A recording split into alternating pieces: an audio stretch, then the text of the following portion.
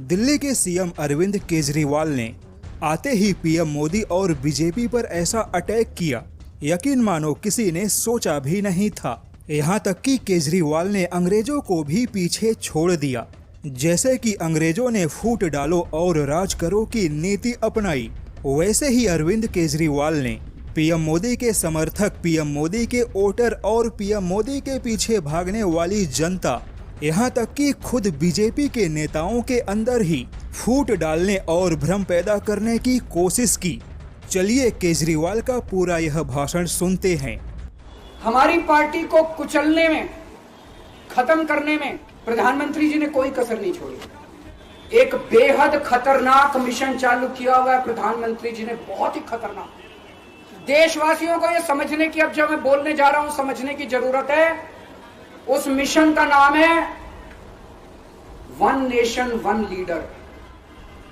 देश के सारे नेताओं को खत्म करना चाहते हैं मोदी जी, और इसको दो स्तर के ऊपर इस मिशन को चला रहे हैं। जितने विपक्ष के नेता हैं उनको जेल भेजेंगे, और जितने बीजेपी के नेता हैं उनको सबको निपटा देंगे, उनकी राजनीति खत्म करते जाएंगे, उनको सबको निपटाते जाएंगे। अगर ये चुनाव जीत गए, इन्होंने बीजेपी का एक नेता नहीं छोड़ा।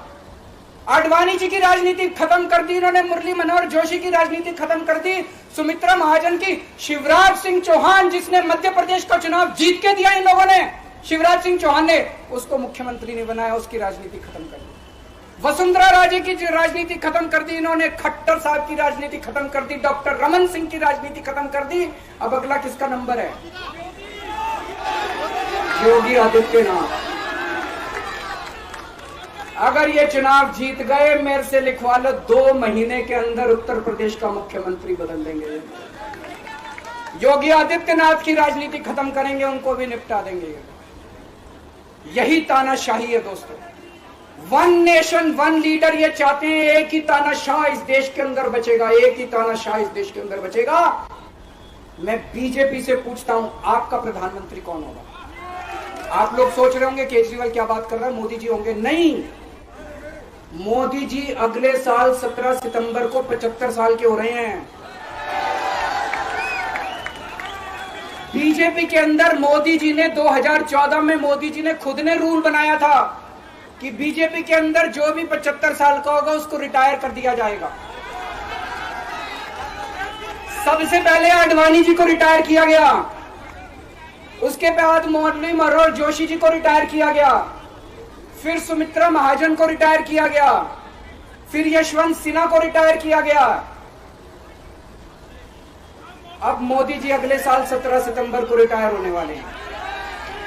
तो मैं बीजेपी से पूछना चाहता हूं, आपका प्रधानमंत्री का दावेदार कौन है? दोस्तों, अगले साल 17 सितंबर तक अगर इनकी सरकार बनी, तो उस पर भी आऊंगा मैं।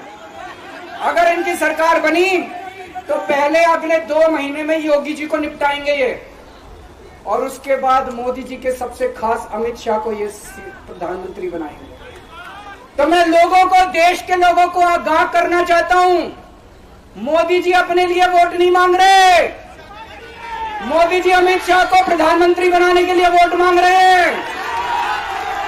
मैं पूछना चाहता हूं मोदी जी से और अमित शाह जी से, ये मोदी की गारंटी पूरी कौन करेगा? क्या अमित शाह मोदी की गारंटी पूरी करेंगे? लेकिन जो बीजेपी को वोट देने जाएं, वो ये सोच के जाना कि आप मोदी जी के नाम पे वोट नहीं दे रहे, आप अमित शाह के नाम पे वोट दे रहे।